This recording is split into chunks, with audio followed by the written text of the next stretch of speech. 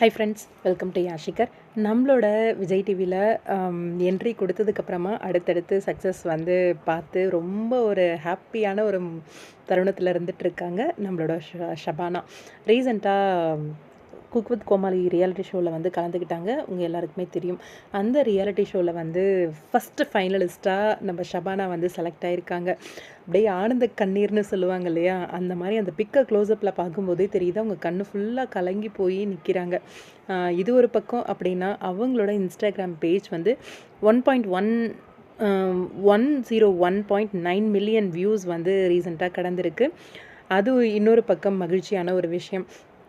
இதெல்லாம் இல்லாமல் ஒரு ஷார்ட் ஃபிலிமும் ஒரு வெப் சீரிஸும் வந்து பண்ணிகிட்ருக்காங்க. அதை பற்றி அப்டேட் பண்ணுறேன். ஆக்சுவலாக பண்ணணும் அப்படின்னு பேசி வச்ச வீடியோவை கூட ஷேர் பண்ணாமையே போயிடுச்சு.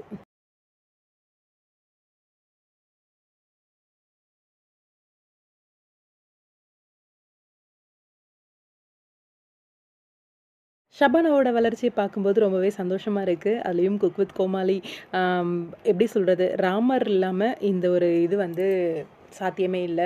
ரொம்ப பெரிய ஒரு சப்போர்ட்டிவாக இருந்தார். 3 டிஷ் அந்த டைமுக்குள்ளே பாக்ஸ் ஆஃபீஸ் ஸ்டூடியோ அவங்களுக்கும் அதே மாதிரி விஜய் டெலிவிஷன் அவங்களுக்கும் வந்து ரொம்ப பெரிய ஒரு நன்றி வந்து சொல்லியிருக்காங்க.